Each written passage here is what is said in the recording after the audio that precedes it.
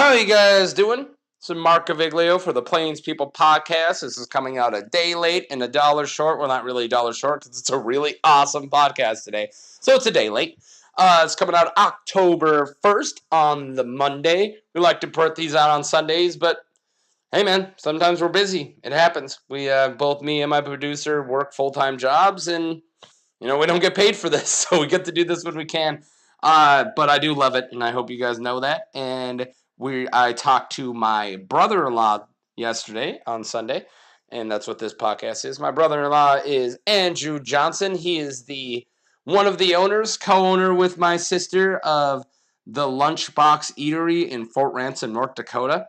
And this is a really awesome conversation. He's also the chef there, although she is also the chef. They co-run everything. It's just them and a couple cool employees, and the place is awesome. If you find your way out to Fort Ransom, feel free to check it out. It is a great place, and we'll bring that up again in the podcast. But yeah, super excited to give you this podcast. It's weird. I just got one thing to say. It's weird when you know somebody for so long. Like me and him, I've known him since, he probably met my sister. I'm just throwing a number out there, probably 10 years ago. And even though we've been friends and he was part of my wedding and we were really close, you never really sit down and just learn someone's story.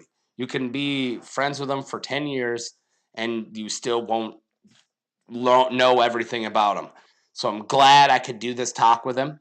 And I'm really glad to share it with you. And a little bit of a disclaimer. We had to do this in the back of his restaurant because he could not get away from his restaurant. It was empty of customers, but my sister was there for a bit. We'll talk to her just very briefly, and there was somebody cleaning. So throughout it, you'll hear some clinking, some clanking. I believe a fan turns on. So there you go. That's just the price I had to pay to get him talk because he was so busy. So I hope you guys are okay with it. I was okay with it. So just be ready for that extra noise. But here you go. Plains People Podcast, Andrew Johnson for Monday, October 1st. Check it out. Ba ba ba ba booty ba ba ba skibby da ba da ba da booby ba ba ba boo. So how you doing? Good. Busy weekend, so kind of tired. Yeah, I'm tired too. So what? This is the third one you guys done? Yeah, this is our third Savaka, second year anniversary of being open as a restaurant. So it's crazy. It's a whirlwind of everything. Oh, geez. Yeah, no. I've helped now with every one of them, and I feel like once you get through the hump, it gets better. Like about halfway through yesterday, things start to calm down. So here's the thing. So we're sitting in the back of his Lunchbox Eatery, the Lunchbox Eatery in Fort Ransom. So Andrew just worked all day. We're still working on stuff. People who are working kitchens, they don't get a lot of breaks. So if you guys hear us pausing, taking a drink of beer, if he's got to do something, if somebody's going to come up, talk to him, there's still a little bit to do today. So I'm just giving you guys that warning.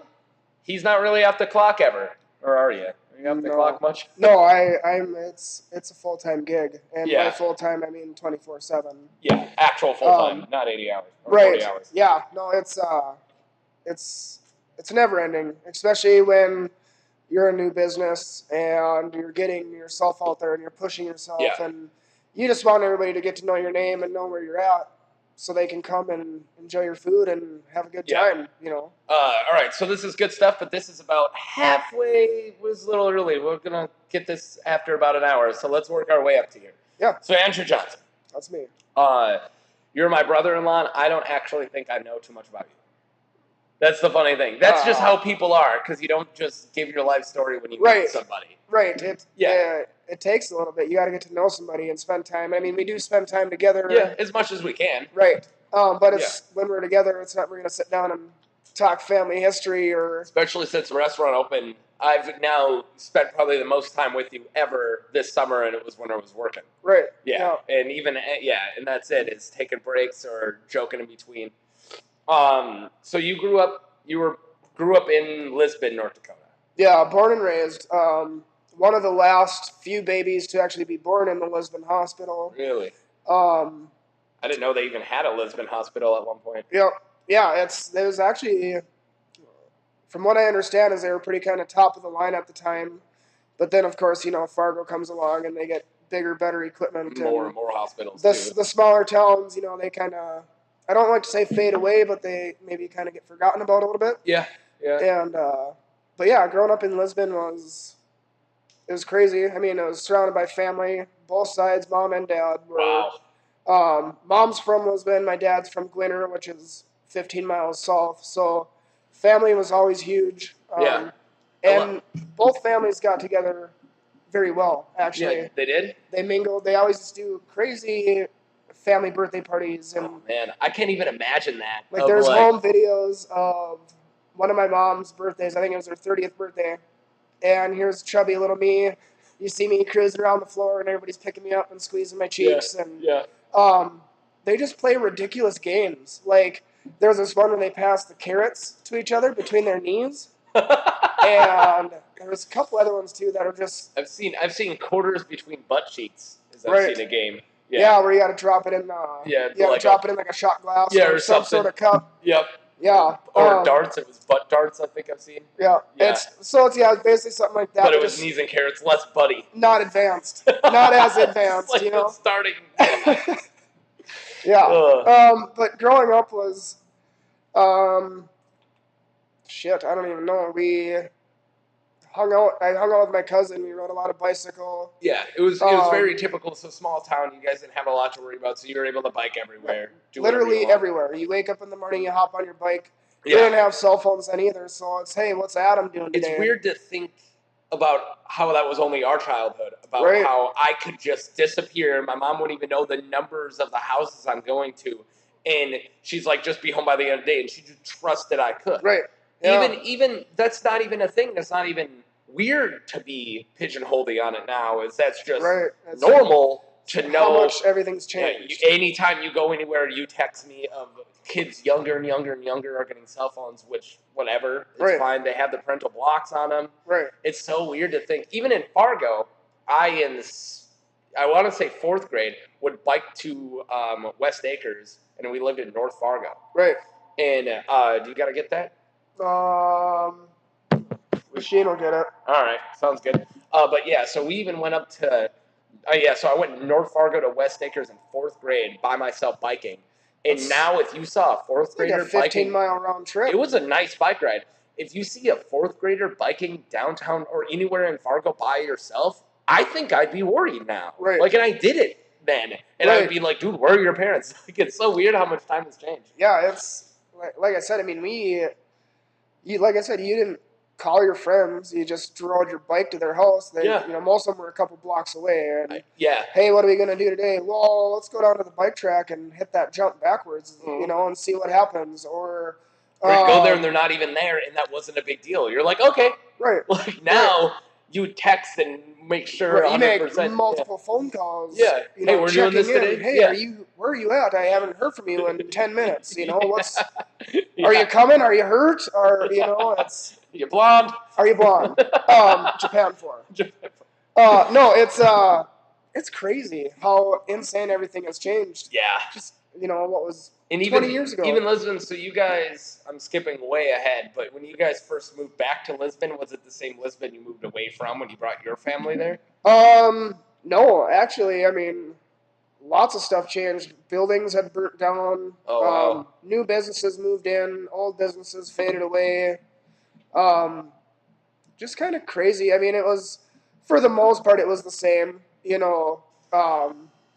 town-wise, everything is. Yeah. But, I mean, businesses changed. We got a Subway. That was the first fast food restaurant. You became a Subway town. Yep. Me and Leslie joke about how it goes Subway town to Dairy Queen towns to McDonald town. See, and it's crazy because we had a Dairy Queen, but it's only seasonal. Oh, so it was only open in the summertime when they had help from all the kids in school. You know? But quickly that just kind of, kids don't want to work as much. They've had everything handed to them, given to them, spoon fed to them. Yeah. I really do feel like our generation's all like literally the last one that even people a couple years younger than us didn't have. I got a job in high school and it wasn't weird. I had a job when I was 14 years old. Yeah. And it was vacuuming cars at Dom's Car Wash. Yep, and I know a lot of people who had that job. And it teaches you, as much of a dive as the place was, taught you, work ethic. Yeah. It's you start here. If you do this better, we'll move you up. There's always room for advancement there. Per se. I know. God, so many people work there. I feel like I dodged a milestone never working in Dom's Car Wash. Right. My brother did. Yeah, a lot of people did. Yeah, there's a lot. I mean, I don't know. Went to school with a lot of kids that even work. I mean, it was an easy afternoon job. After you're done with school, you go vacuum cars and make $7 an hour. Yeah, which was good compared to I started $5.50 at McDonald's. Right. When I started. Right. Now, what's minimum wage? It's like $9. Minimum wage is $7.25. Okay, it was $9 when I lived in Washington. Maybe? Yeah. In Washington, obviously, will be a little bit. Their standard cost of living and everything. Yeah. But we could let's minus back. So, what did your parents do in Lisbon? Working together, growing up. What were their jobs? Do you remember? Right after I was born, my dad was a farmer, and he worked at an elevator also. So he farmed land for a few guys. He wasn't a farmer like the guy who owns the land. You're not the loader, but no, he ran. No, he farmed we lived out a farmhouse. Few miles out of a smaller town that we only lived there for a few years.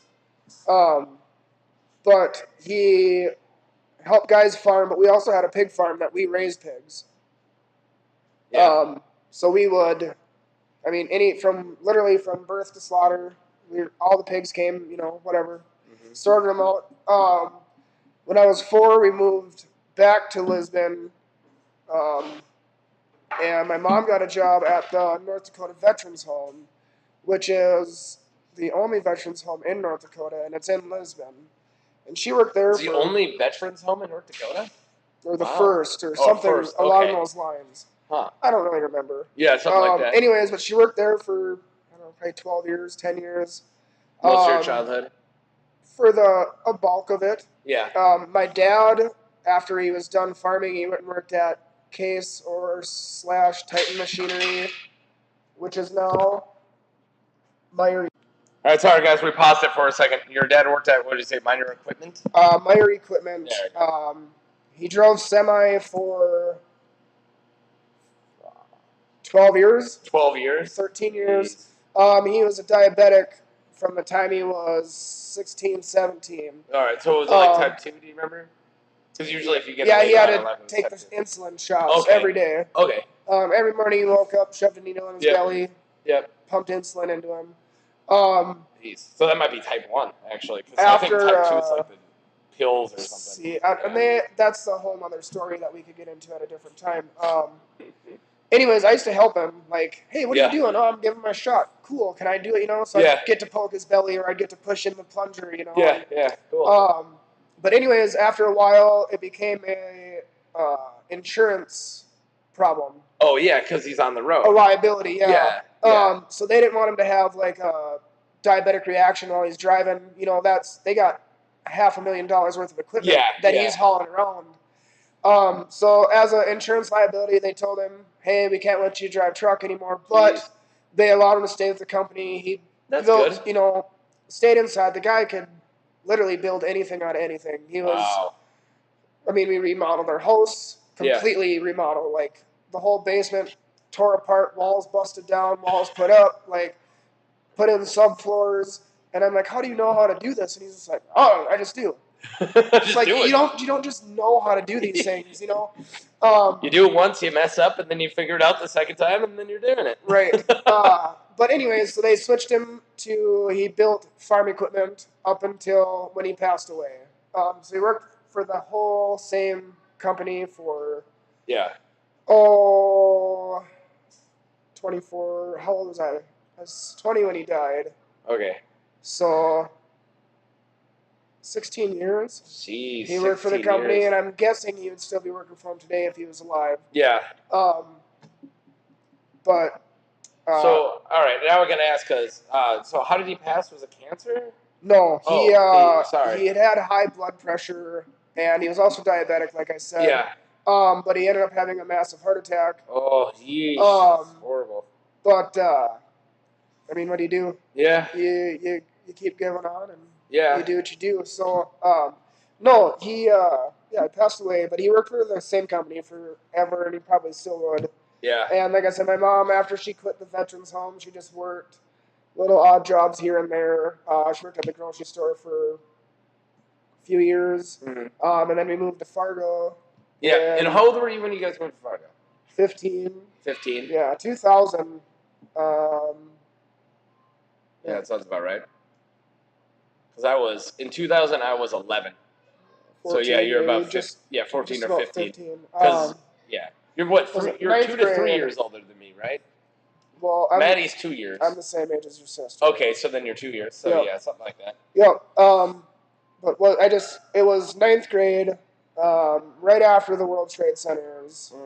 What was that, 2000 or 2001? 2001. 2001. That's why the age. So there you go. right after the World Trade Center was hit, a couple months later, my mom's like, I'm moving to Fargo. She was tired of Lisbon, tired of the small town, wanted something new.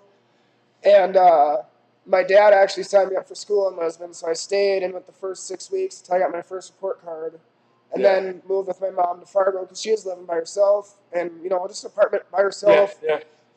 So I felt bad. And my dad had his girlfriend, and her daughter was living with him too. So, I mean, he had people to keep him company. Yeah. So I went and lived with mom. And, I went to school in Fargo. Do you remember what high school it was?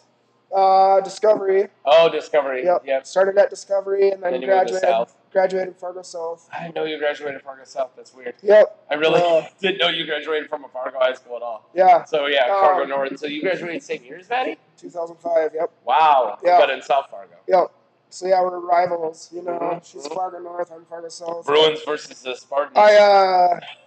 I really didn't have a whole lot of school pride going to Fargo though. Like, I didn't know anybody there. It was I just had to go to school. That was what my mom wanted me to do. That's what my dad wanted me to do. Finish school. Your best friends growing up were your cousins, I'm pretty sure, right? Basically, mostly, I mean, there's a few other friends / half relatives that we were all friends growing up. We're all different ages, 1 to 2 years apart. Yeah. Older or younger, depending on. We used to have football games. Cool. The biggest guy would be 15 years old, but he couldn't play. He had to be all-time quarterback because he was literally 6'2", 225 pounds. Jeez. There was no tackling this guy. Yeah, there would be no fair. Yeah, so he was always all-time quarterback. So everybody else got to do all the hitting. And God, I miss just the group of kids randomly being at the same or the two different cliques. We had a couple times where it was me, my brother, and then all of his stoner friends, and then all the jock friends from a couple grades lower than Marshall, maybe around the same grade, right? Or maybe Maddie's grade, so a couple, and we just happened to be there, and it was literally and Axel and Sasha were there too, right? Yeah, so Axel was let's play football, because but he was with us, so he was lumped into the stoner guys. But what they didn't know is in Pillager, Minnesota, he was on the football team that went national. Right. It was something straight out of a movie. It was the jocks versus these stoner guys, and we played we did an entire game where we played for 2 hours. That's insane. And there was fist fights here and there. It was very bitter, and I miss those days. If you just drove by and saw 8th graders doing that, I'd be like, yeah. You guys get it? No, yeah, we used to hang out in my friend's front yard, which was right by a church, so there was always big open grass. We had nothing to worry about. But my friends, like I said, my friend just lived a couple houses down, so I always remember his dad would come out, and he had really bad eyes growing up. He had really thick glasses, but I always remember his dad coming outside, Adam, it's time for eye exercises. Let's go, and it's all right, well, game over, Adam's got to go do He's got to go do his eye exercises. That's a sentence I'll say again. Yeah. Nope. No, but so where were you graduating high school? Yeah, you're graduating high school in Fargo South. Did you get into a kitchen yet at that point? Actually. You were at Dwayne's, right? Yep. Before that, actually, my first cooking job or kitchen job was Granite City, and I worked there for 2 months, when maybe. you were a kid, like high 15? school? 15? 16. Dishes? Doing dishes. I didn't know you Granite did City. dishes at Granite City. Wow. And that's a good to teach you the crazy dish life. It was insane. Yeah. Dude, they were doing $8,000 hours. Yeah, yeah. Like, I do $8,000 weekends and I'm happy. Like, they were That's- doing that that was- in an hour. That was doing dishes at Doolittle's. Was if you find a kitchen like that, if you want, I've told people like many times, like, you want to get into kitchens, your first job has to be a busy, huge restaurant doing dishes. Oh, is that Alexa? Yeah, we got to take some bread out. I'll be right back. We're pausing. Granite City. As I was saying, we're back. We had to put bread back in, so we got 25 more minutes until the bread's going to be done. I was saying, if you want to get going in a kitchen job, not that I'm doing a kitchen job now, but I always thought the best way to do it is get a busy restaurant and get stuck in the dishes when you're like 16, because that teaches you rush. Right. It teaches you hell, and you got to be able to, wow, I have 1,000 things to do in 1 minute to do it, Right. and everyone's pissed at me. Yeah. And if you get that down, you got it. And you made it in a restaurant. It really is. And personally, I think that's the best way to learn is learning, through doing. Mm-hmm. You can go to school. I went to culinary school, but I mean, you can go to school and you can do this and that, but you don't learn until you actually do it. And and most of the kitchen is that rush, which isn't. I don't think is going to be taught. Going back to the dishes, it's that, like you said, the rush, the sense of urgency. Yeah. Is the biggest thing in a kitchen, is knowing that certain things need to be done at a certain time. Yep. But not losing your cool, not getting overly stressed. Otherwise, it's just going to cause problems in everything. Yeah. And like you said, starting out at the dishwasher, you get to see everything. Literally. Yeah. Everything. You get to clean the coolers out because everybody else is busy cooking. Or in certain restaurants, you get to prep during the slow time. Right. If it's slow, you get to prep. Yeah. In a lot of restaurants. So you get to learn your basics. You get to learn your portioning, your anything along those lines, really. Yeah. Prepping, chopping onions. Yeah. Or making a sauce in, say, like a bigger restaurant like the Granite City or like a Doolittle's. Yep. They make 40-quart sauces. Yes. It's 20 pounds of potatoes on the fly. Right. Yeah. Yeah. Like 20 pounds of potatoes on the fly. Right. We needed it yesterday. Yeah. Yep. And then you work your way up from there. I mean, like you said, you get dishes down and you're comfortable and you can wash dishes and prep, and your chef or your boss will look at you and go, hey, this kid can wash dishes, plus he's prepping for you guys, plus, we ask him to do these other little things. Like, okay, it's time to move him up, and we'll get somebody else to throw down in the kitchens. And the whole brigade system is, how we were taught in culinary school, was it starts out with a brigade, like a army brigade. Yeah, yeah. But you just base it on a kitchen. You got your head chef, you got your sous chef, which is, second in command. You got your line guys. And then you got your line cooks, you got your... It gets crazy in, like, the... Depends on the prep cook and depends on the type of restaurant, what type of kitchen you're working in, Yeah, but it does kind of go down that path sometimes. But there are prep cooks that are essentially backup line guys or the other line guys, which was at, like, Speakeasy. That was the... It's like the junior varsity to your varsity. If hey, I'm busy, you guys are on the line. And then even on the line, you got there are some places where the fry guy, he doesn't have to look at tickets, he doesn't have to worry, he just got to... this dude's telling you what to do, and that's all you got to worry about. And then you move up, and then the saute guy, and a lot of restaurants have been it. The saute or Italian guy is the second. Like, I'm kind of in charge. Right. Like, Doolittle's was like that, where if you make it the saute, you're the next sous chef. Right. Yeah. And it totally depends on the kitchen. Like, if they're a saute or a fry pan heavy kitchen, that's going to be the one. If you're working at a steak place, if you're running that grill, you're probably you know your shit. You know what you're doing.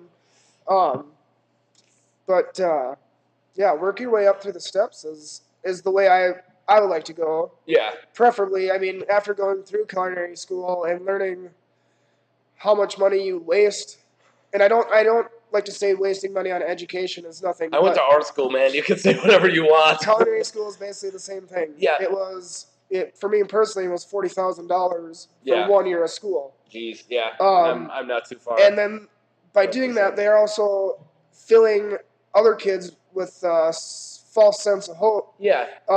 For example, I was working at the Hotel Donaldson in Fargo, and we used to do interns there from Le Cordon Bleu or whatever culinary school. The Moorhead Tech has a... And these guys are future sous chefs, and a lot of them never worked in the kitchen before. Right. Yeah. And so coming out of Le Cordon Bleu, and I don't want to pick on them specifically, but it's what I know. Yeah. You know, coming out, when you're graduating, you had all your chef instructors telling you, you know, you guys are going to be head chefs. Yeah, you're just gonna leave here and you're gonna go right into being a chef. And so all these kids, you know, like leave culinary school with this giant head of they're the next head chef. We even saw those at Doolittle's where we'd get a guy who, hey, here's a new sous chef coming in, this is his name, blah blah blah blah blah. Right. And he'd be horrible, and we'd find out it's because he's never even done dishes before. Right. Like, yeah, he might know how to cook, but it's just not. It doesn't 100% translate. Right, it doesn't. If you can cook at home, it doesn't mean it's going to translate into a running professional kitchen. Yeah, running a kitchen. You know, it's totally different cooking for your family at home versus cooking for 80 to 100 to even 20 people or at if once. They could teach that pressure. I don't know if you guys ever did it at the culinary school, but if there was a guy who's like, all right, you have 100 things to do and you have 5 seconds and I'm going to scream at you the entire time, you might be able to understand the rush now. Right. But going back to the kid from culinary school, fresh out of culinary school, he comes in. We had him working the salad station because that was the easiest station to learn. Yeah. And you did your fries, you did your fish and chips, you made your salads. It's basic, super easy. You scoop ice cream and you plate a dessert. You know, like it was. Yeah, it was like pantry. It was basic salad side. Basic stuff. You know. But anyways, it was after the rush one night, and he came up to me and he goes, "Hey, can you make me a burger?" And I said, "Well, yeah." He goes, "Well, would you make it for me?" I said, "No." And he looked at me in this dumb, confused look. And I said, "Make a burger. Make yourself a burger." And he's like, I don't think I feel comfortable doing that. I said, "You literally just spent 42,000." I gave him the exact number because I was you just did still fresh in my head. And you can't make a burger. And I go, "You can't make yourself a burger." And he said, I just don't feel comfortable. So I made him his burger. Yeah. And we sent him back to the dish pit because he was being a little baby. Yeah. Because he didn't feel comfortable. You go back to the dishes and you wash dishes then. Yeah. And I bring him his burger back, and he takes a bite out of it, and he comes running up to the front line, and he goes, "What did you do to my burger?" And I said, "What do you mean? I made you your burger that you wanted. It's a cheeseburger." "What's on the inside?" I said, "Oh, I stuffed a bottle of sriracha inside, and I squeezed it till it plumped up." And he goes, "Well, why would you do that?" I said, "I'm telling you this for the third time. You just spent $42,000 on culinary school, and you can't make yourself a burger?" Yeah, dude. And I shit you not, he came back 2 days later after his internship was over. He sent in his final papers, and he just had the biggest smile on his face. Yeah. And we go, "Well, what did you do? You're done with school, so is that why you're happy?" He's like, "No, I just got hired on at Doolittle's as a dishwasher." And going back to the price that he paid on culinary school, I said, "You just paid $42,000 to be a dishwasher." What did we make? 7 something or less at Doolittle's? Yeah. No, dishes it was even less. Yeah, it wasn't too much. So it was, yeah. Anyways. Wow. The kitchen after high school. I wonder how we did there. Go to culinary school. I have no idea. Who knows? Well, my Barrett, who we've had on the podcast, Barrett did what he was at Doolittle's for a long time until he finally moved. I think he spent like at least 6-7 years there. Jeez. And and then he was doing that and Red Lobster at the same time. And then he was doing before Red Lobster, he was doing Santa Lucia and Doolittle's at the same time. And I was like, 2 kitchen jobs. And I know you've done it too, but I don't have the brain for it. I don't have the balls for it. It's I don't know. There's something about. I'd rather be, as you know, these last couple of years you've had the restaurant. I'd rather be up front now because that stress level gets to me. Yeah. And I know it gets to everybody, but it definitely gets to me. It's a lot of pressure, and if you got the right help around, it makes it easy. Yeah, that much better. Makes it just a whole lot easier. I mean, we can have 40 people, and I have 4 burners, and I don't even have a grill. I have a pan that I sit on one of my burners, so it takes me down to 3 burners. Yeah. And I'm grilling a steak, and I'm making 2 different pastas, and I'm trying to make a pan sauce for my steak, and then I got fish cooking on my flat top. You got fries going in there. I look around, and it might be just me working. Yeah. And so I go, Josh or whoever's washing dishes, I say, you guys got to get over here and flip these burgers because I can't flip burgers. I can't do, all this at once. Yeah. And it gets to you. It does. I mean, there's days where if that guy says how, you're going to be like, all right, screw it. And then I lose it. These 3 burgers are going to be destroyed because you don't know how to flip them. Right. But it is what it is. And we've been kicking ass here. So I know you guys have. It's we get tons of compliments and everything is I got great. my 2 best ones, and one of them's a horn tootin' situation. 2 best ones I've got this just for this weekend, and this is not new. You guys get these all the time. But at least 2 people said best restaurant. They've one guy goes like, hey, this is the best food I had in a long time. And I was like, cool, I hear that one a lot. But one girl goes, I do so many craft fairs. We're from Montana. I go all over the place. I usually pack my own food until I come here. You're the only restaurant, you're my favorite restaurant I've ever been to. And I was like, there you go. Put that on the t-shirt. Right. That's awesome. That's, and that's, those compliments are what make you look back at the time where you're about to blow your top. Stressed. Right. Yeah. And you go, was it really that bad? Well, yeah, it was extremely brutal. But when that person comes back and says, hey, it was awesome. Everywhere else I go, I pack my own lunch, but if I know I'm coming to Fort Ransom, I know I'm in good hands. Yeah. That's, you don't get much of a better compliment than that. So. I got to say my other compliment because it's about me. But I had a table and I was making jokes and I got them all laughing. And there was this old lady at the table and she goes, I just want you to know. And I got close because she was talking really quiet. And she's like, you're my favorite server I've ever had. And I'm like, I want you to know you're my favorite customer I ever had. And I looked up and probably her 50-year-old kids were all almost crying. And I walked away. I was like, that's the cutest. I went and told Leslie and she's like, you're not my favorite server. You're not my favorite anything. Yeah, screw you, honey. Told my wife. She's like, well, that's probably the cutest old lady ever. I'm like, yeah, I asked if we can keep her and they said no. So, but yeah, I thought that was really great. Of course, she was probably, has dementia. But who knows? But, I'll take it. You know what? It made you feel good. Yeah. For that 5 and it minutes. made her feel good. It made her feel wonderful. Yeah, that was great. Made her day. Yeah, that would be great. And if like you said, if she did have dementia, she's gonna forget what even happened, but she's still gonna be happy, and she's not gonna know why. Why? Yeah, she's like, who knows why? But you know what? Because you served. Yeah, you served her. Made a couple good jokes. I got a couple that have been landing that I tried. The good thing, I wish I was a stand-up, being a server, because if I was a stand-up, serving is such a seeing if jokes land. Right. Because I'll stick with the same. Right. Yeah, all day I'll get a couple that land throughout morning, and when I was doing 13-hour shifts here during the summer, by the end of the day I had a routine each day. Where I was like, oh, no, and then I get a laugh, no, and sometimes they wouldn't land, and some people don't want you to talk, and I get that, right? But it's, and I know you work up front, but it's not, you're not a maitre d', you're in back, but there's something about that I can never get out of serving is the feeling like a cog in the machine of I'm not actually a person, I'm just here to take her order. And it's that feeling always gets to me, and that's why I always feel like I need to make a joke and make it personal. Interact. And some people want it, and some people don't. Right. But there's something weird of just reading a script and feeling like I'm just a robot. A robot. And that's one of the hardest things I think about serving. And if people are really good at that, that's awesome. Right. That's a skill or a talent even. Oh, yeah. 'Cause I don't think it can be taught. No. But it's something I definitely don't have, which is why... One of the best serving experience I've ever had was on a date with my wife, and we went to Mezzaluna in Fargo. I've heard good things. I've never been. I've heard really good things. Our server came, and he was very knowledgeable of everything. Yep.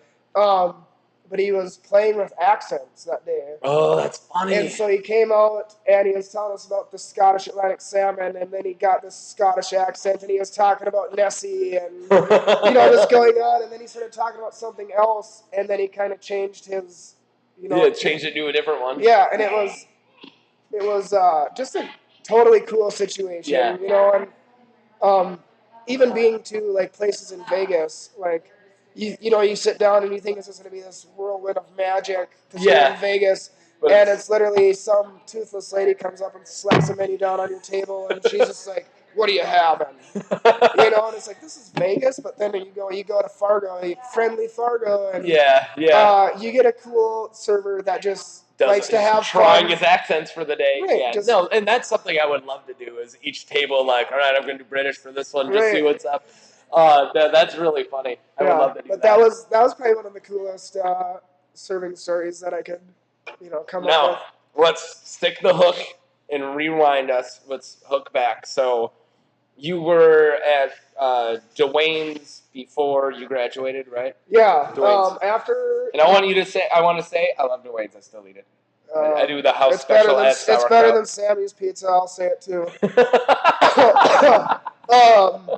But no. Only after getting fired, believe it or not, from Granite City, I had a friend who was working at Dwayne's, and he said, "Hey, I can get you a job washing dishes at Dwayne's." Oh, okay. And I said, "Whatever." I said, "I just want money. I need money." Yeah. You know.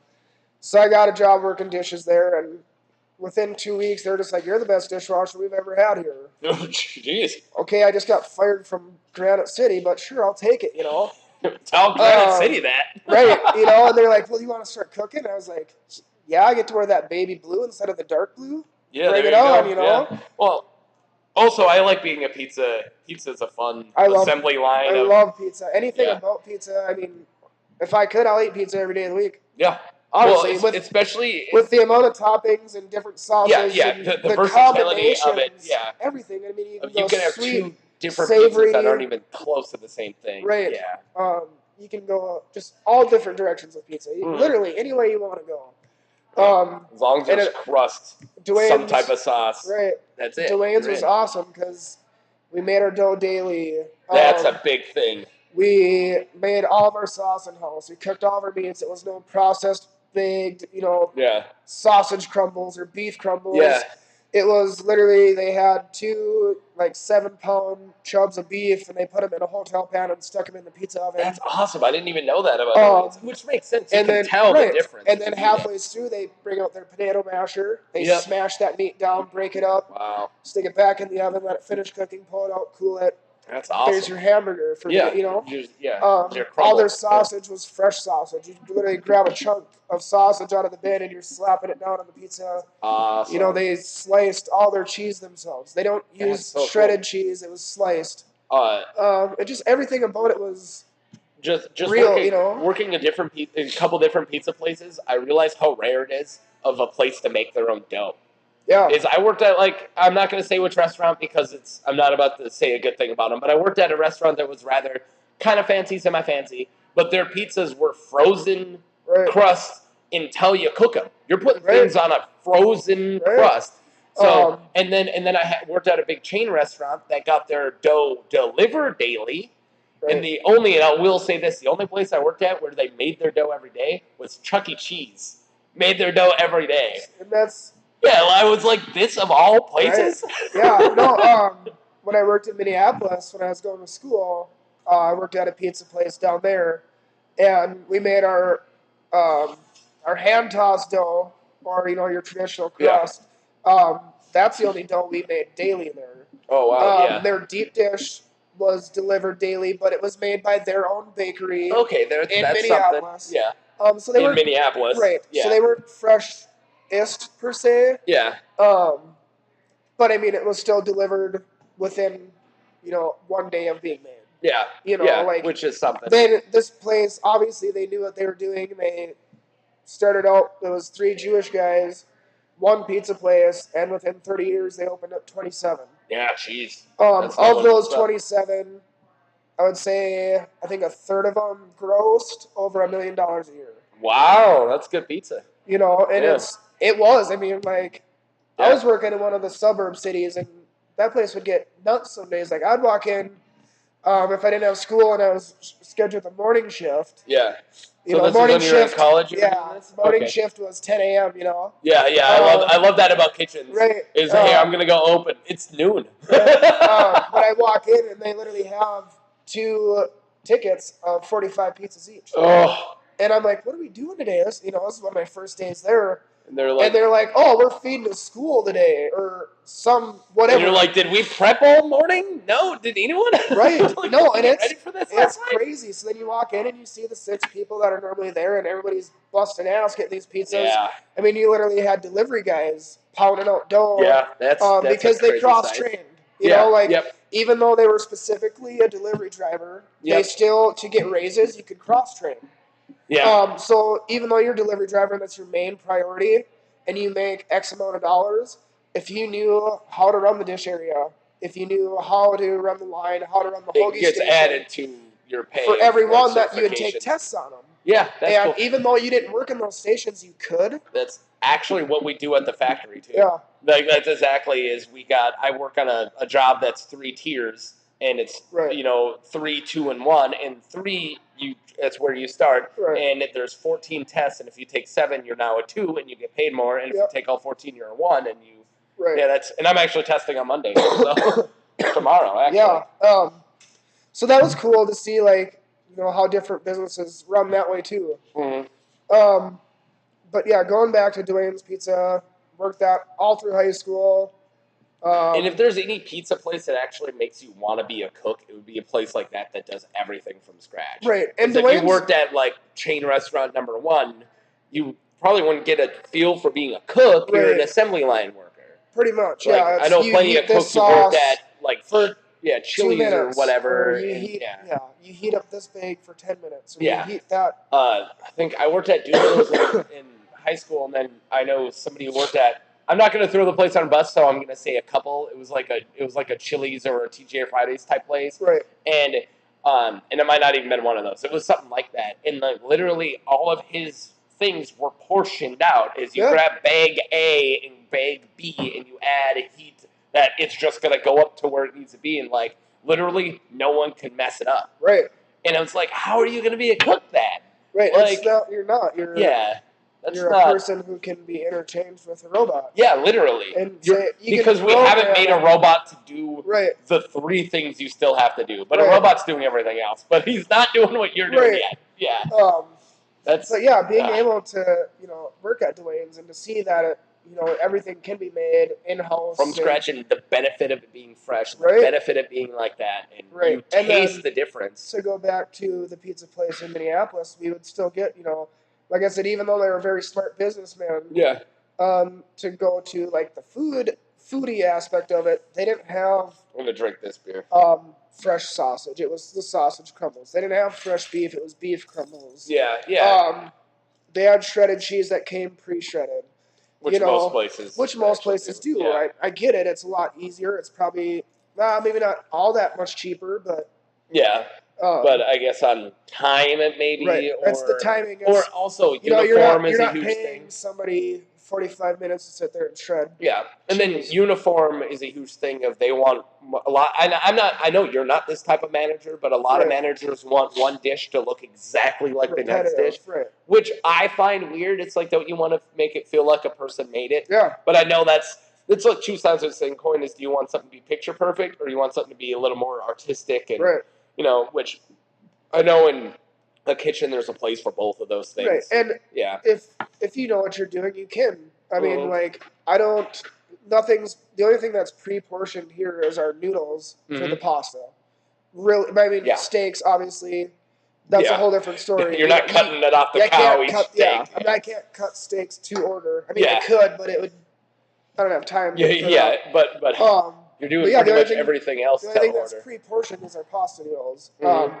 And that's really the only thing in-house that we don't make from scratch either, just because, A, I don't have the equipment to make cavatappi spiral macaroni noodles, and B, I ain't got the time of day to make that many noodles. We go through you guys probably go through 40 a lot. pounds of pasta every 2 weeks. Yeah. That's just that's just the one. That's not including our fettuccine or anything else. Yeah. Again, we're gonna get to your restaurant, and I got about 3 things I want to actually say about it. But let's get out of Dwayne's. So so now we're to Le Cordon Bleu. Did you work in another restaurant between Le Cordon Bleu and Dwayne's? Other way around.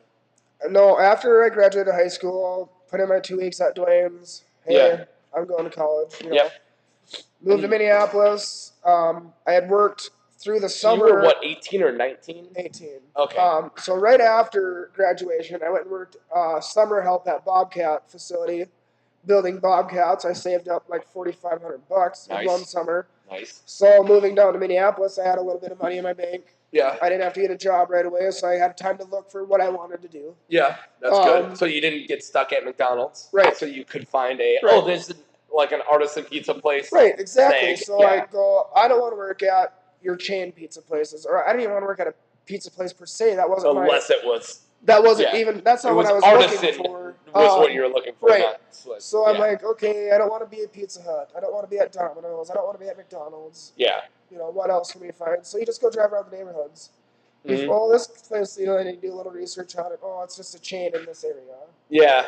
Okay, well, that's semi-cool, you know, whatever. And then you find whatever, and you find what you're looking for, and you don't, like you said, you don't get stuck working fries at McDonald's. Yeah, well, and also not all chains are, I mean, Doolittle's is a chain, but they still, each place is slightly different. Right. It's still really good. It's those really kind of high-class chains is one thing, but the chains of, you know, the one that's in every mall. Your mediocre. Yeah. You know, your TGI Fridays. Yeah. There's, you know, or your Applebee's. Yeah, your Applebee's. Where there's 7 in one town. Yeah. You know, like you said, Doolittle's. There's only one Doolittle's in Fargo North Dakota. And then there's 4 or 5 at all? Across the state? Yeah, and that's about it. That's the type of chain restaurant you want, where they do have a formula that works and they're working it, but it is still about the food and about everything else. Yeah, and they can.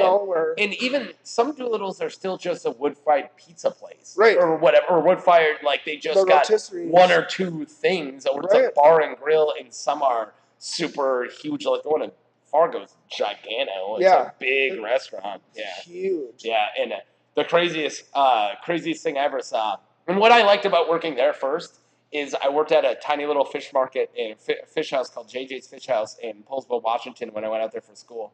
And they never had a wait the entire time I worked there. Doolittle's at shift change, I went at 5 and there was a line. And that was normal.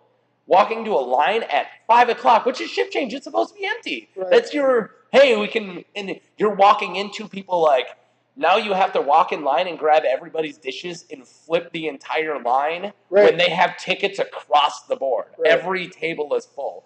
That is something that happens in like 2 restaurants ever. That's not really a thing you see a lot. You saw it almost every Friday and Saturday there. Right. So starting there and then going to like Little Fish House or Speakeasy in Moorhead, where it's like, hey, we're completely full. I'm like, cool, I'm at home. Like, good, be full. Especially as a dishwasher, it's like, cool, I didn't want to break. Let's rock these out. Right. Yeah. But yeah, that was just I can't remember how I got on that tangent, but yeah, back to where we were of just that conditioning yourself in your first job, and so when you move on to smaller restaurants, I don't think even here when we're full, anything's gonna scare you here if you worked at a really huge place. Right. Yeah. Right. Which, I mean, nothing against its place, but it's a 1/4 of the size of a huge restaurant like Doolittle's, and your kitchen's a 1/16 of the size. Right, exactly. It's nothing. You guys don't even have a dishwasher, like a dishwasher 15 unit. by 15, square foot. Yeah, and for what you can rock out, especially today, and now I'm going to go on another, tangent about this place, but from today, when we were switching from breakfast to lunch, they're like, hey, can I order lunch? And my first thought was like, is he ready for lunch? Like, what do you have? You don't have your stuff out ready yet? And it's somewhere to be found. But and then I walk back, I'm like, are you guys good for lunch? And you're like, I guess. Like, it was ordered. Give it to me. I mean, yeah, that'll happen even on Sundays, like switching from eggs to steak in 1 second. It's so hard to, but it's right at that change. We stopped serving breakfast at 11. I mean, we're literally, especially today, like you literally have There's no time. Right. It isn't a break between breakfast and lunch. The rush is the same rush. Yeah. We were completely full for both of them. Right. Yeah. Yeah. But even on a Sunday, it can happen where it's 12:30 and breakfast is completely out of my mind. I'm not even worried about breakfast anymore. Yeah, that's 12:30. And you have a table to sit down, and they go, well, can we get sausage and biscuits and gravy and 2 eggs over easy and hash browns? And I'm like, first of all, we don't have hash browns. I know. I love the hash brown thing. And when people go, you're a breakfast place? I was like, breakfast doesn't equal hash browns. No, it doesn't. around here, everybody thinks hash browns equal everything. Yeah. Like, they'll eat hash browns with supper. Yeah. Like, I get it. They're good. Yes. But your fried potatoes are better. My fried potatoes are way better. Yeah, your fried potatoes are great. I'll tell you right now, if you wanna have a brick go from your throat to your butt, is your biscuits and gravy with your breakfast potatoes next to it. You eat those fried potatoes, that biscuit and gravy, you just ate like 30 pounds. It goes thud, and you're like, you don't need to eat again. No, for days. That's just it. One guy made a comment today, and it's a gentleman I know. Mm-hmm. He walked in and they sat down and they ate the buffet and they got biscuits and gravy. And he was checking out, and I was like, well, how was everything, Nate? He goes, I'm ready for a nap. I said, yeah, but you just woke up. He goes, you're not wrong, but I can go take a nap. That's for sure. Yeah, well, the biscuits it hits you and it sticks you. And like you said, you don't have to eat the rest of the day. Like, you can snack here and there, and you can be sufficient to make it through the day. Here it's hard not to eat, especially with the desserts. When you guys are like, oh, and here's that, what's it called, the Buckeye? That's like the peanut butter and chocolate pie. Oh, the Buckeye pie. And I'm like, what are you trying to do? Kill me? It's like a giant Reese's peanut butter cup. Yeah, a giant Reese's peanut butter cup. And I'm not supposed to eat this. I'm supposed to serve it. Yeah, my ass. Who was it? One of your servers, I'm not going to call her out, but one of your servers was like, walked by and somebody goes, hey, any of that Buckeye pie left? And I was like, no. And then somebody's like, there's another slice. I'm like, you shut your fucking mouth. No, there isn't. There isn't. And they're like, I can't believe you're not serving that. I'm like, I believe it. I'm eating it tonight. I served this entire pie and there's one slice left. It's mine. You back off. It ran out. The pie is gone. It just isn't eaten yet. Right. We're around 50, so out of a minute and so 40 more minutes, a little over halfway. You can talk, Maddie. It's fine. Okay, yeah. If she wants us to move, we can move. Yeah, we're good. No, sorry. We had to stop to work on, or he had to do stuff with the buns. The buns. All right. Okay. Bye, Maddie. That was my lovely sister, by the way. And my wife. Yep, and his lovely wife. So where are we at? I went on another tangent. I'm sorry. I'm so good at this.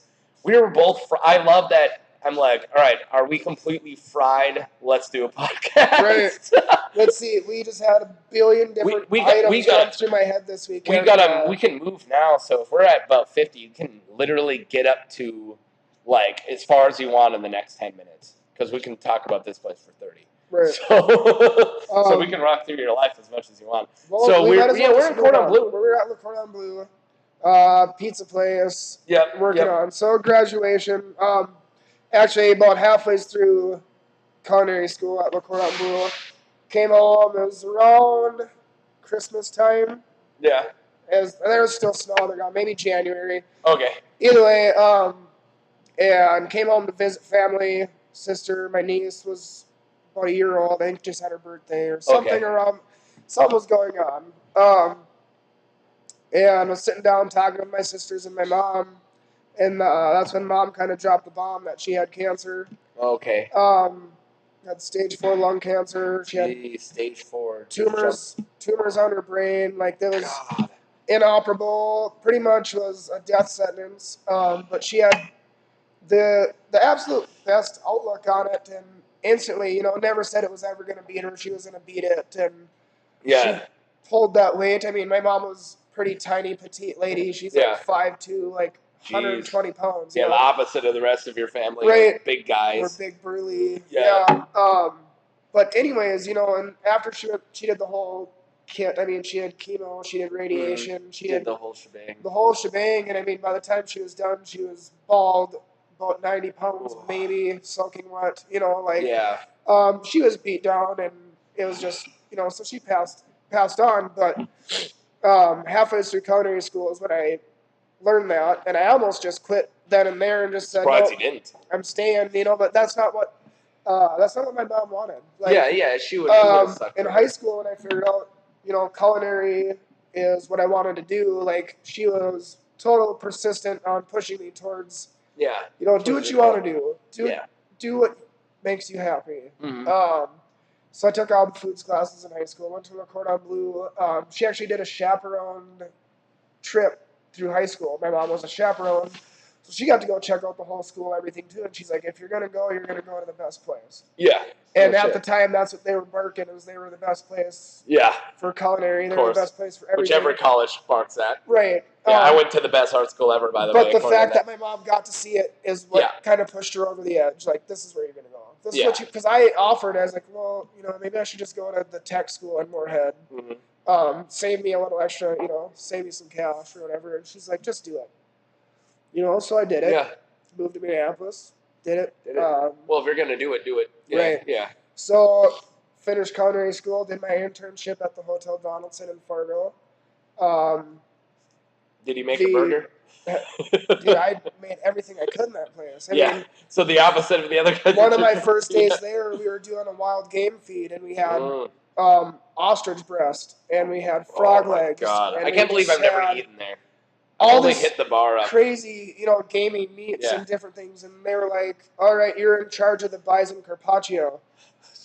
The fuck is bison carpaccio, And they're like, well, you take this bison fillet, and you sear it really hard on all the way around it. Yeah. And I'm like, I'm going to burn the shit out of this thing. Shit, man, it's bison. It's $16 a pound, like. You don't want to fuck it up. Yeah. Yeah, exactly. And you got to cook it rare, and then you, cool it completely and you slice it thin. Oh, wow. So it's kind of like a prosciutto, but it's beef, and it's not cured. It's just seared. Oh, man, that actually sounds good. Almost like pit beef, where it's super rare, but you slice it thin and put it up like a sandwich. But they use it a lot of times for like an appetizer or an amuse, as they say, or they call it a treat from the chef. So can we eat again after this podcast? Yeah. So we would actually do... Which, whatever. Well, I'm just kind of going... We go on food tangents. Right. Yeah, so I knew it was going to happen. Anyway, so your mom went and visited the college. Yep. Did the whole culinary school. Went to school for a year in Minneapolis. Yeah. Graduated. Did my internship at the hotel. Last week of my internship was, I think, like I was saying, that food. Yeah. The game food feed. Did that, busted it out, tons of reviews, tons of raving, of the kitchen and all this. And my head chef, who was doing all my paperwork for school, signed me off. I did fantastic. She gave me excellent scores on everything. Perfect, yeah. And the day we sent that in, it was like I was done with school. I had accomplished this feat, like, here I am up here, I'm on cloud 9, let's go party, Mm-hmm. Sending all my paperwork, go out to my buddy's house, party, get hammered. Yeah. Wake up the next day. Like the only a cook can. Right. Hungover from hell, and I'm the first one awake. Everybody else is sleeping. Nobody's waking up. Yeah. The fuck am I going to do today, Yeah. I'll go see what Dad's doing. Drive an hour and a half, 20 minutes, whatever it is, to Lisbon. Yeah. Go and hang out with my dad, eat supper, lunch, the whole shebang. Hang out all day with him. Go back, told him I just sent in all my paperwork, Yeah, yeah. And a couple days later, they sent the thing back saying I passed, everything was cool. Call up my dad, hey, I finished. Call up my mom, hey, I'm finished, We're done, I made it, first one besides, a couple uncles to graduate from college. Yeah, yeah. And that was another thing for me, was I was the first one, at least, of, the family I know about. Right. Except for my dad's side, which we're pretty removed from, to actually go to a school, let alone an out-of-state school. Right. And you did better than I did, but yeah. Well, but that's still such a big just that feeling of it's not a superior, but of everybody helped me out and pushed you're doing it for the family and not So like I said, I got my results back saying I passed culinary school, and 6 months, whatever it is, I can go walk down the aisle when they do their graduations, and I'm going out to party again, and go out to my buddy's house and crack open a beer and take a couple drinks out of it, and I get a phone call from my sister. Yeah. And she goes, "Hey, you better come home." Is it Mom? Because Mom was sick. No, Mom's fine. Just come home. Oh, shit. What could it be, Oh. So driving, 40-something blocks from my friend's house to my sister's house, just what the hell is it? Is it grandma? Is it grandpa? You get through that math. Yeah. Is it one of my sisters? Is it my niece or my nephew? Is it, what is it? And I get there, and my sisters and my cousin are all talking, and they're hugging, and, I kick open the door. What the hell's going on? Yeah. Well, there's an ambulance at Dad's house. Oh, shit. And instantly I was like, is he okay? What's wrong? And they're like, we don't know yet. And they called my dad's girlfriend, and they're like, hey, what's going on? And she told them, she's like, she goes, I can't not tell you guys this, but your dad's dead.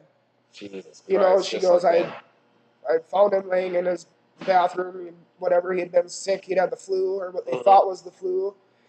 Well, apparently that's a huge symptom for oncoming heart attack. Yeah. Jeez. Is flu-like symptoms.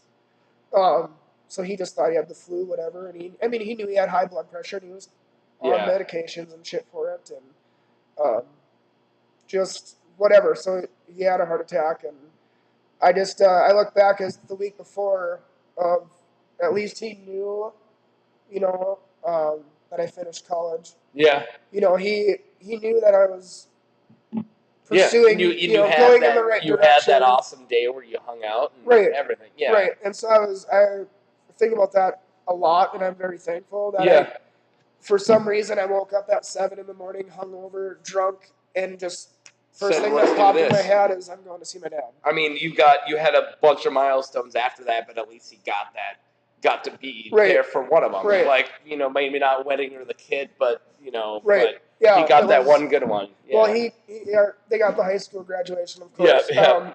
But that's pretty easy. Yeah, a lot of people. For some people. It's pretty easy if you think about it. But college, there's so many people that drop out. Even going to culinary school, the first thing they said to us is look to the person to your left. Yeah, they're gone. That person won't be here when you guys finish. Dude, I started a class of like 40, and not even me included, like 7 graduated. Yeah. I think we started with, I want to say about 60. Yeah. 60 students, and I think at the end. That's only a year, right? Right. Yeah, I did 3. At the end, there was, I want to say at least half. Oh, wow.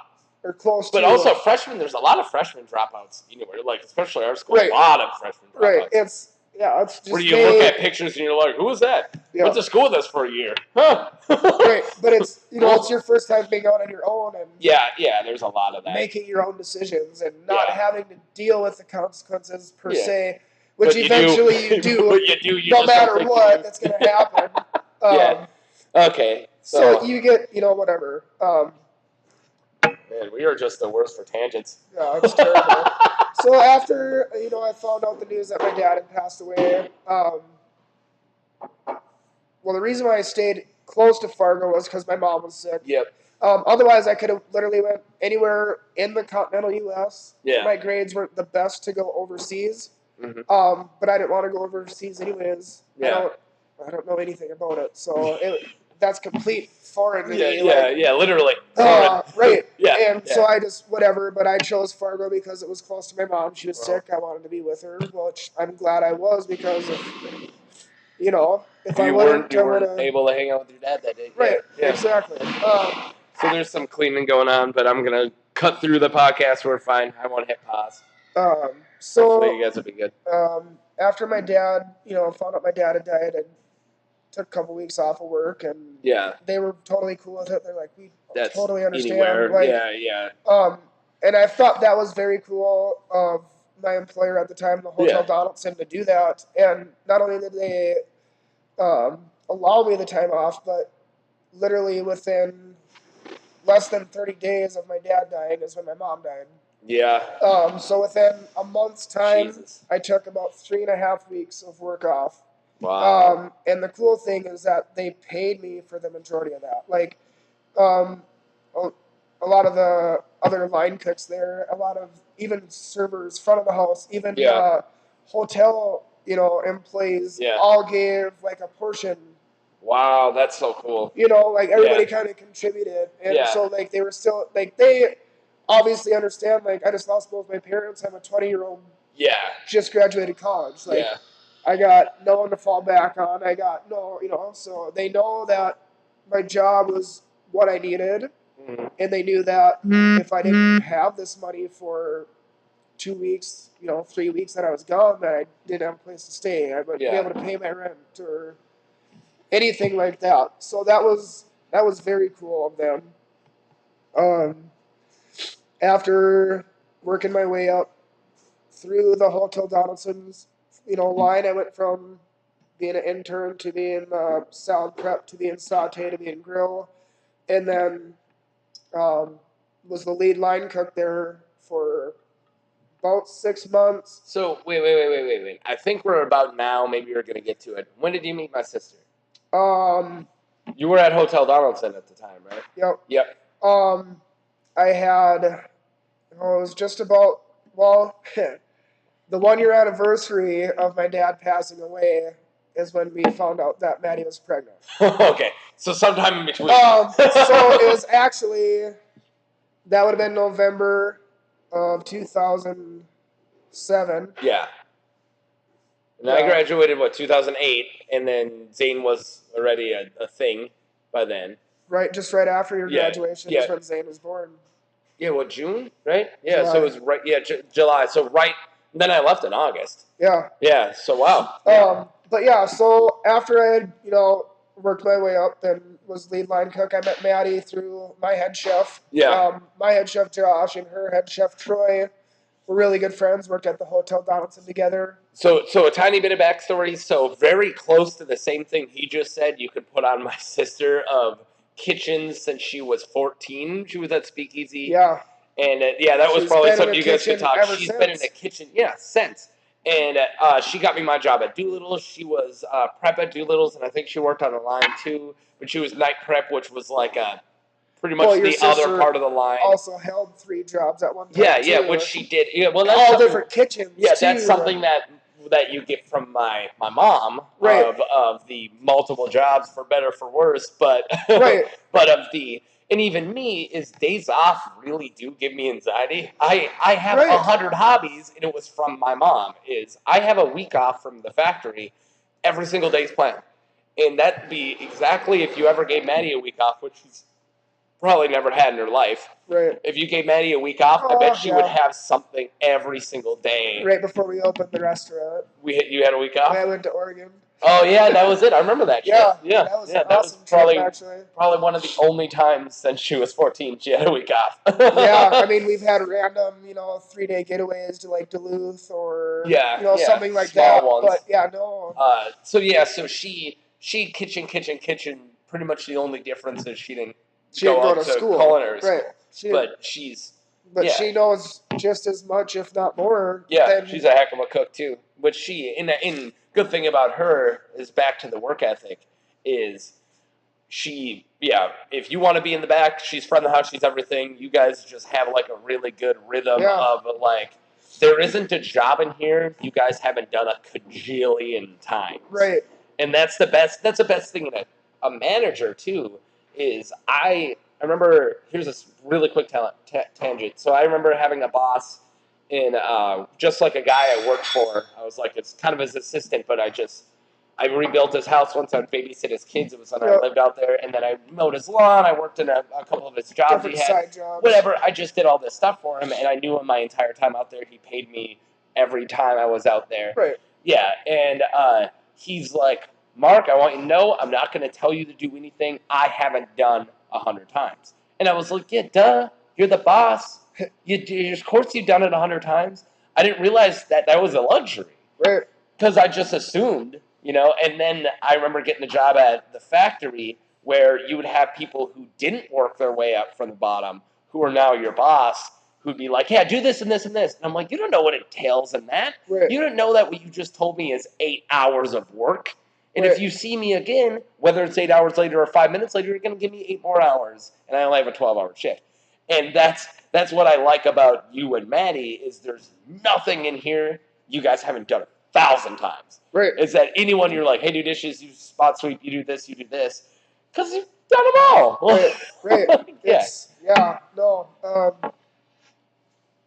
I mean, I wouldn't ask anybody to do something that I haven't done myself. Yeah. You know, it's how can I possibly give you a pointer or tell you to do something that I haven't done? Yeah, exactly. It's like shooting fish in a barrel. Well, that's a bad analogy. Yeah. It's like trying to shoot fish in the sky, I guess. Yeah, you know, it doesn't happen. It's shooting fish that there's no fish. Right. Yeah. But yeah, that's just to sum up a lot. Move from the pretty sad thing into a good thing of you meeting your wife of my sister sum up a lot of. I'm sure you guys right after you like met each other of like, holy crap, she's kind of done a lot of the same shit like your kitchens all the time too, and you're not just like a random person. Well, and it's crazy because I met Maddie when I was 15 years old, right after I moved to Fargo. Yeah, way before. Yeah. And we actually hung out one whole night at my apartment house or apartment. Yeah. And like the only time Maddie's ever met my mom, and was then when you guys were 15. We were up all night watching TV, whatever, smoking cigarettes or trying to doing 15-year-old punk stuff. Right. Yeah, I remember my sister when she was 15. My mom gets up and she's like, "What are you guys doing up already?" You know, we're like, "We haven't went to bed yet." She's like, "Oh, well, I'm going to work." You know, like, and that was it. And that was all right. See you guys later. It was have fun. Mm-hmm. She knew we weren't causing any trouble. And yeah, well, you're at home, so. I met Maddie when I was 15. Forgot about Maddie until I was 19. Yeah. Hooked up with her through mutual friends. Yeah. And got together. You know, obviously, we're both in the kitchen, so hey, that's something we have in common. Yeah. I don't know, just called her up one day. Hey, you want to go down the Otter Tail? And she's like, "No, I gotta work." And you're like, I'm gonna hear that sentence a so whatever, you know, this was 7 in the morning, and I was on a bender and didn't want to go to sleep. And half hour later, I was passed out on a couch. You know, like good thing she didn't say yes because I wouldn't have showed up. You know, bad impression. But yeah, I just kind of got together and everything just kind of clicked. Like there was. You're crazy, matched her crazy, and the right way. And we just understand each other. Yep. Like even now, like people say, "Don't you guys ever get sick of working together?"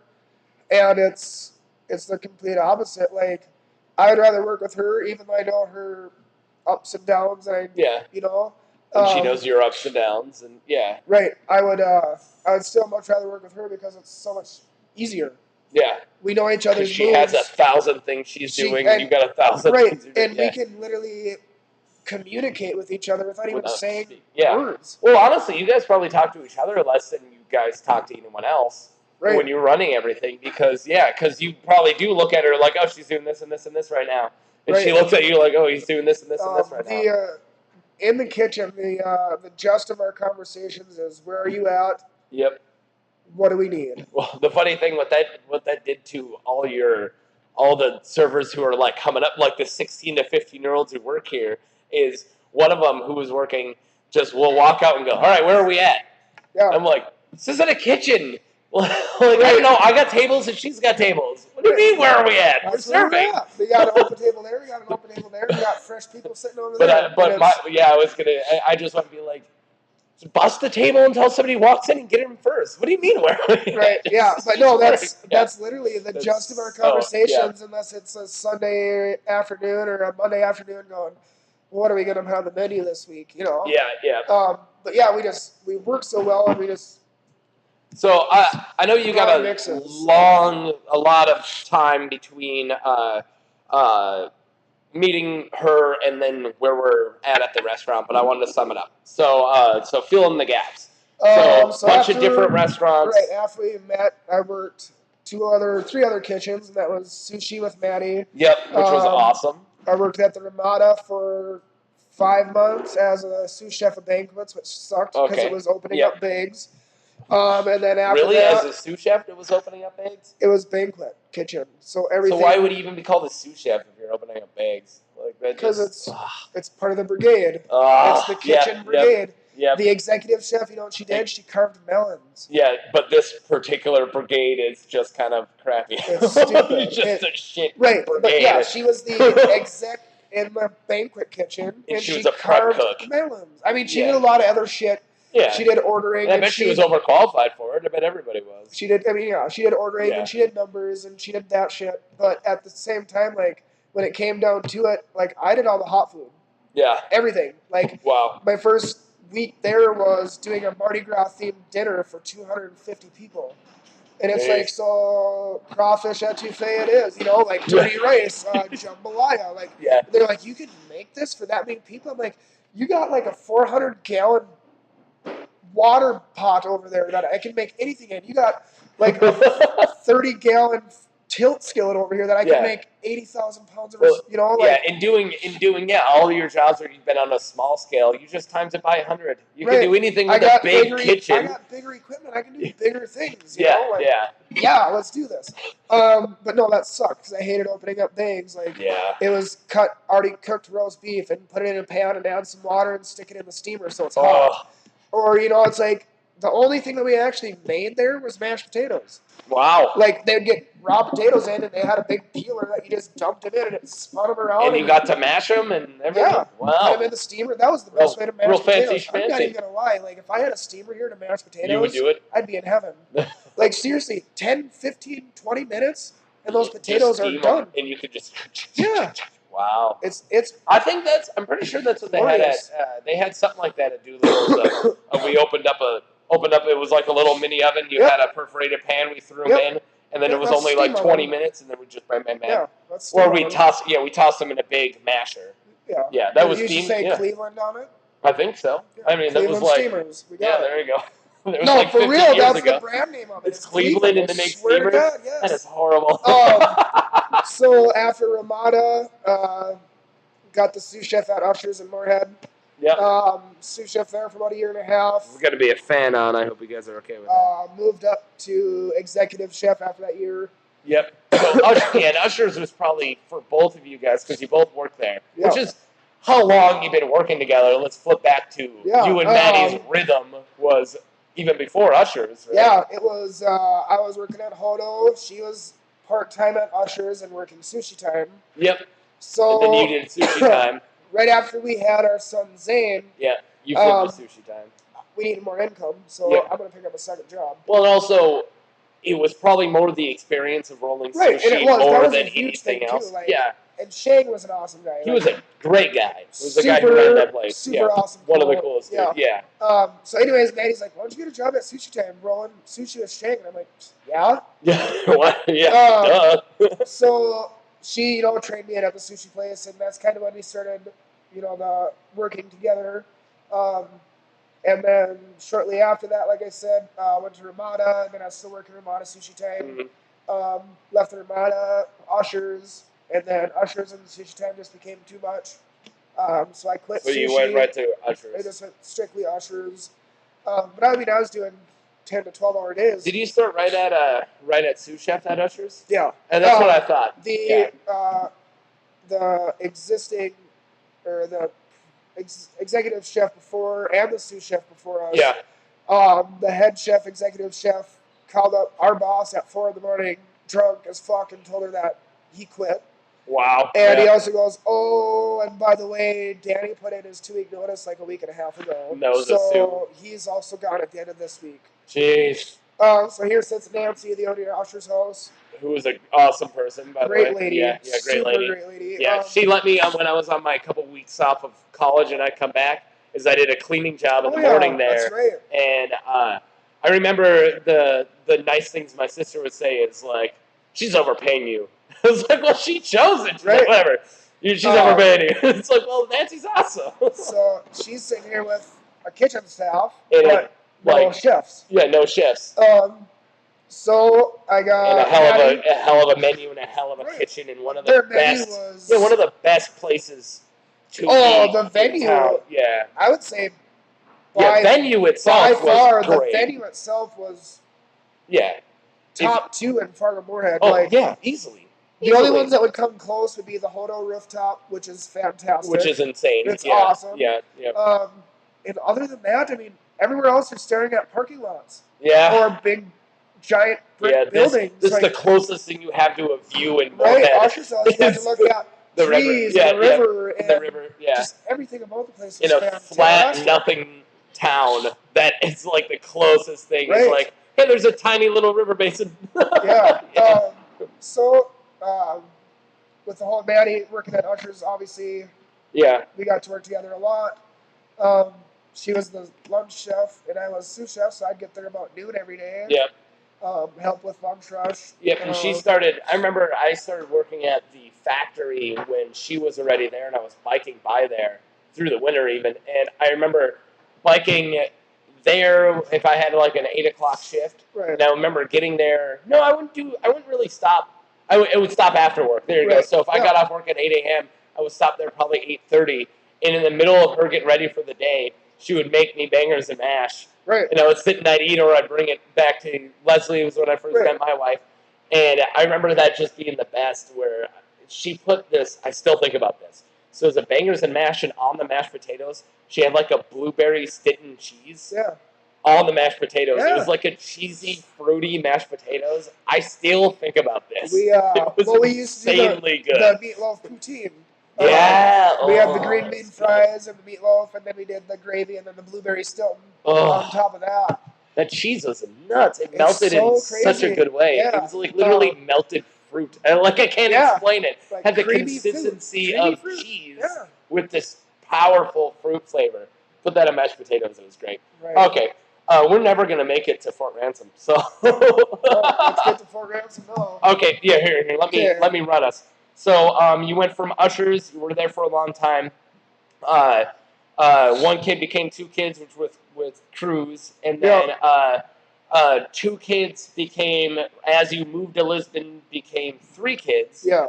And then that was Lux, who's awesome. Who's like my favorite, by the way. I know you're not supposed to choose favorites, but oops. Yeah. Lux is my favorite niece. And then we moved to, so you did a bunch of kind of non-kitchen jobs because this place isn't super heavy on jobs. After we moved to Lisbon, the first job we had in Lisbon was actually one of the restaurants, which is closed down now.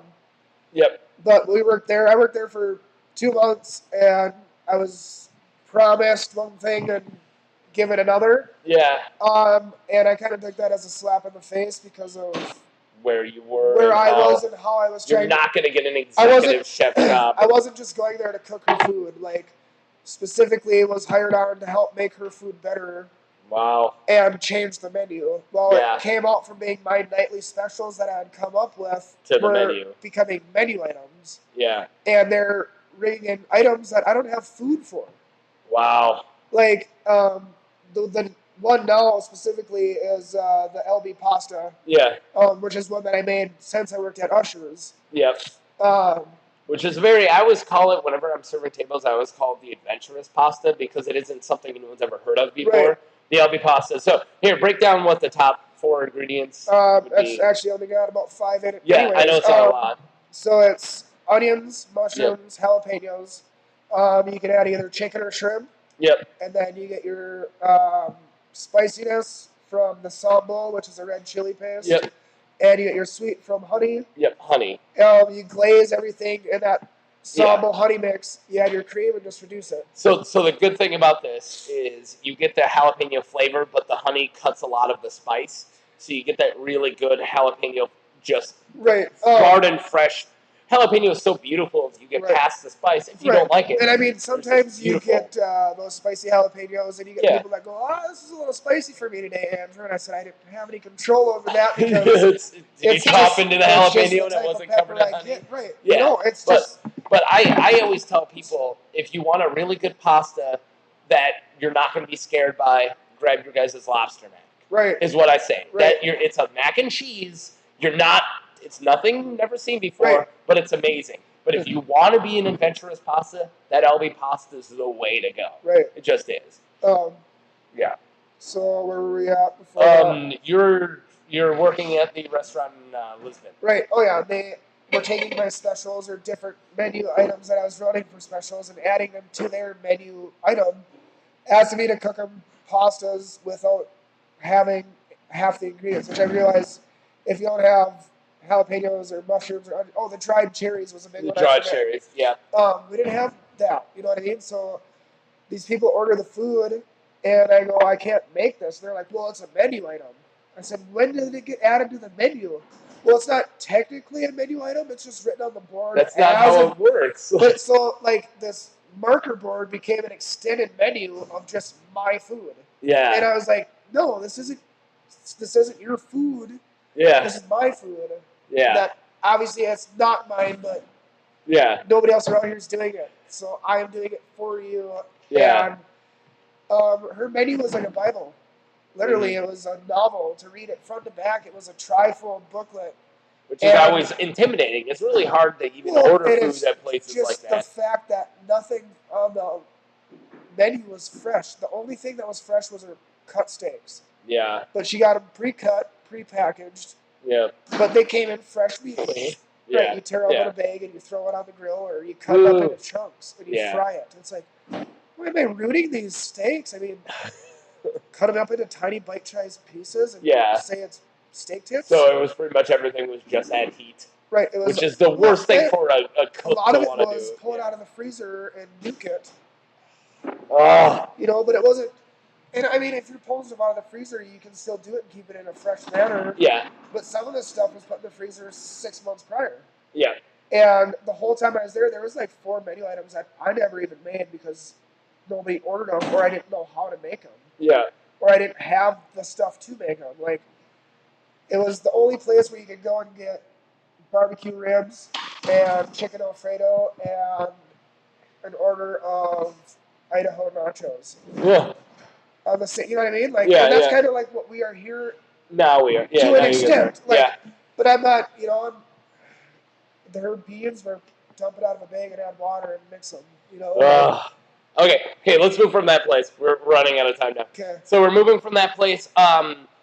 You worked at Bobcat for a while and you were miserable. I remember that. Yeah, very miserable. 3 years. 2.5 years a night, or 2 years a night shift. Yeah. And 1 year a day shift, and working a street dance, bartending, bar backing. Oh, and it's like, hey, you guys are using a bulldozer to make a sandcastle right now. Like, I can make so much more. But no, and Maddie was doing the same. It's non-cooked to hit job. the transition She was bartending from Bobcat to the Lunchbox is Maddie was bartending, and it was street dance, so there's money to be made. Yeah. Andrew, do you want a bar back? It's like $400 for grabbing beers. Yeah. Frick yeah. Sign me up, Yeah. I think we both walked away with about $500 that night. Nice. Anyways, in the process of making that $500 in tips, the guy who owns our building approached me and says, "Hey, I bought this building. Do you want it?" What do you mean want it? Yeah, want it? You know, and he's like, "Well, I don't mean like have it, but like, what do you want to do with it? Do you want to do something with it?" And I was like, "Well, yeah. Can I check it out first? And this building's gorgeous. So we come and we check it out, and it's beautiful. There's a high ceiling. It is like, that's the first thing you notice is just how it's not the biggest space, but it just feels so open. 25 foot. Yeah, huge. Yeah, great. Yeah, it looks like a barn, and a quarter of it is the kitchen, or a little more than a quarter. Yeah. So we got to look at this building, and he goes, "Well, I'm going on vacation. Let me know what you think." And me and Maddie talked about it. And you were like, "Let's do it." What are we gonna do? I want to say it was. This was right before our trip to Oregon. Yep, and it was right before Maddie wanted to throw my engagement party, and I think I heard about it like the next week. It's like, "Oh, by the way, we have a restaurant."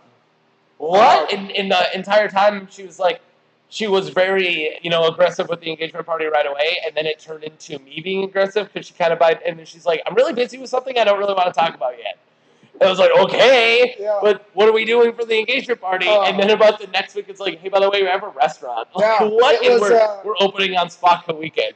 Wait, what? It was crazy. No, it was super crazy. Like, so he came and talked to us, said, "Hey, do you want this building? Well, let us check it out." We came, we're like, beautiful. What do you want for it? Like, we were expecting mega bucks, you know, and he's just like, $500 a month.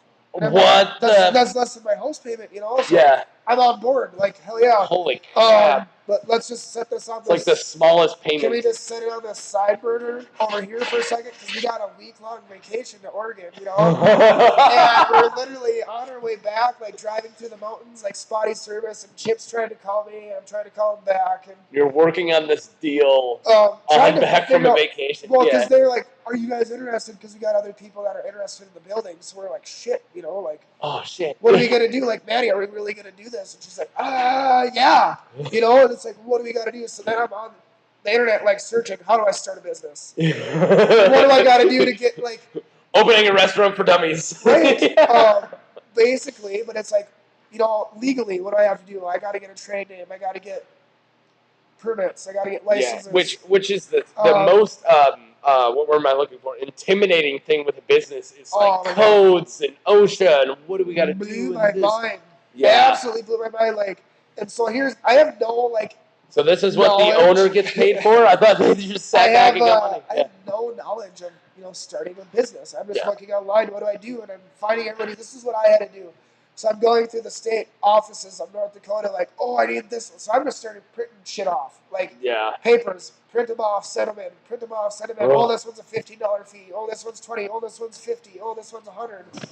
Throw them all in, and then I start getting letters back saying, hey, this is right, but you got to change this down here.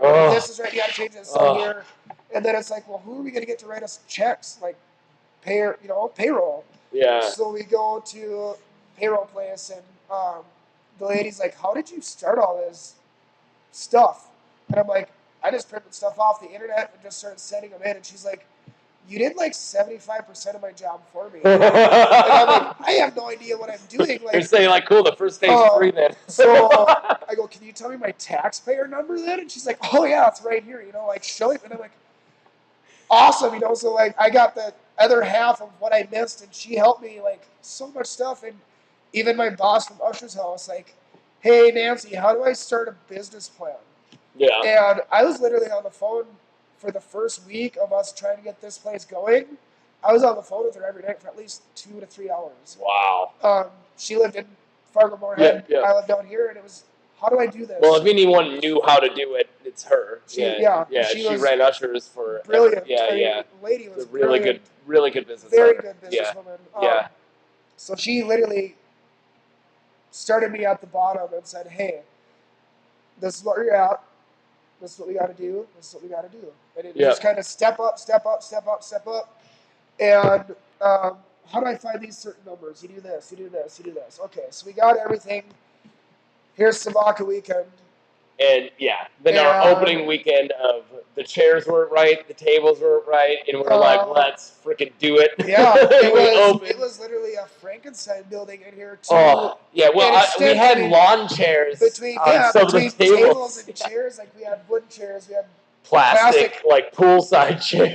Right, we had wood tables, we had some like fence table, you know, like the metal like wicker table. There was a whole wicker area back here. Yeah, it was, but whatever. But people came in. It was the food. Right. No one comes in for anything but the food. Right. And that was the hugest thing right away.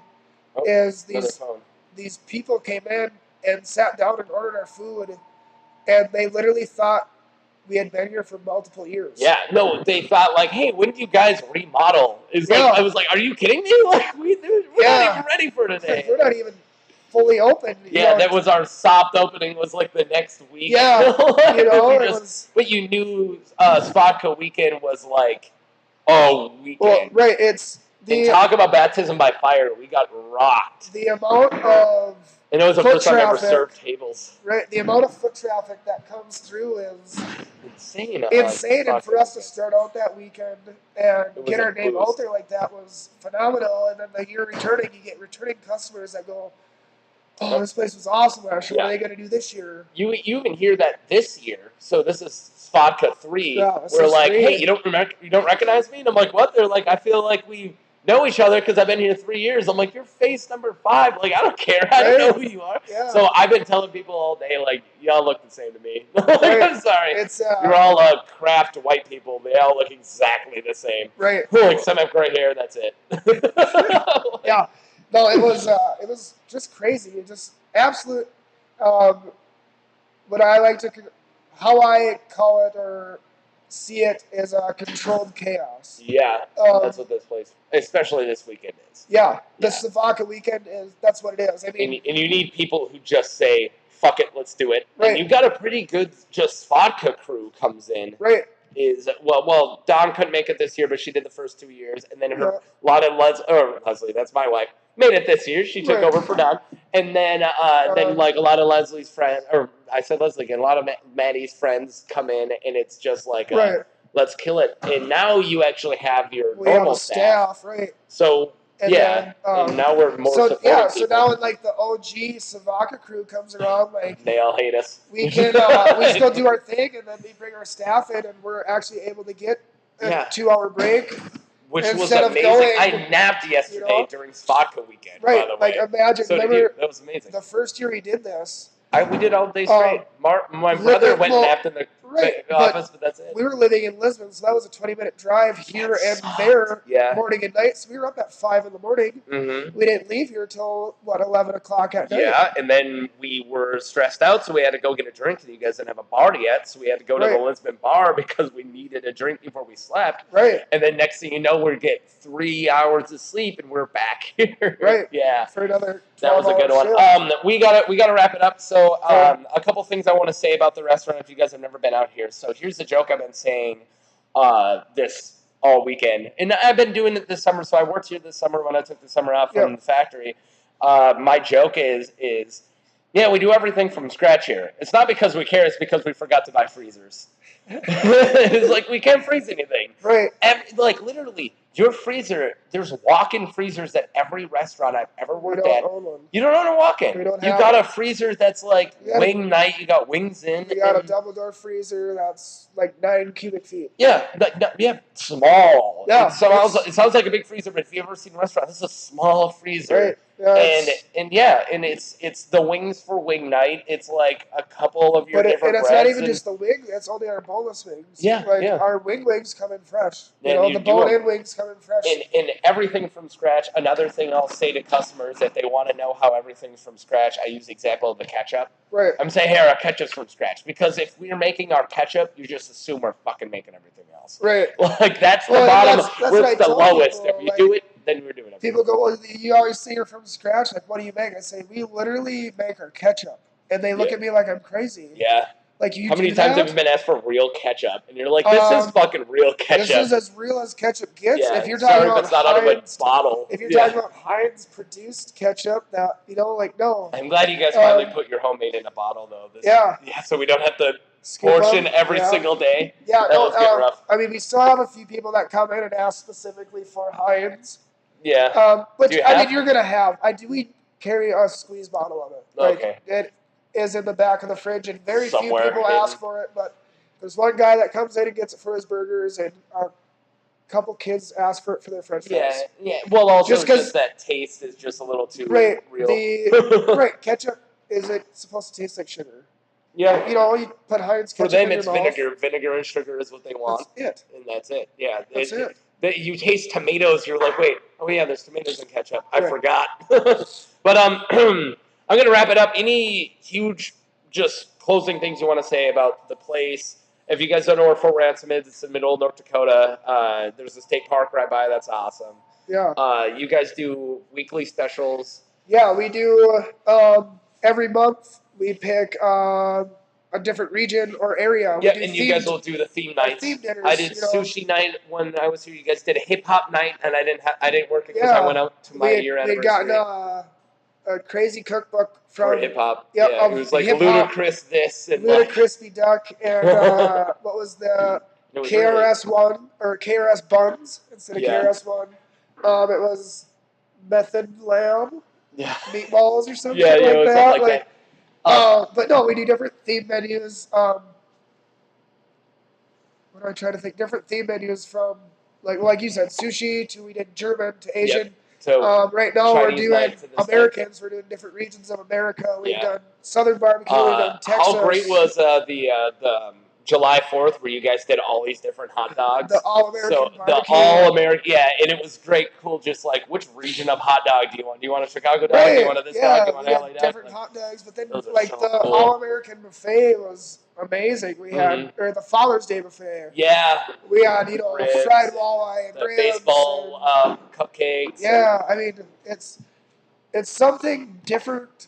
Yeah, but it's not too crazy to where it's something that you're not going to try. Like if we had time, I was gonna bring up of how like bring I'm trying not to sound pompous, but a fancier palate to people who are kind of used to your meat and potato menu. Right. And they're like, just put a normal hamburger on a bun and put ketchup on it. I'm happy. And you're like, no, try our seared lamb today. Right. Or no, try our Kobe burger, or try our elk burger, or we do. The elk burger's nuts. Everything is we cut our own steaks. We get fresh seafood in every week from Coastal Seafoods or Fortune Fish Company out of Minneapolis. Yeah, and the trick is now getting the locals is cool. The locals are here every day. The locals aren't going to keep us running. Our locals are only 100 people. Yeah, you got to drag people from Valley City, from the size of Fort Ransom. There's people who drive down from Fargo. I've seen it all.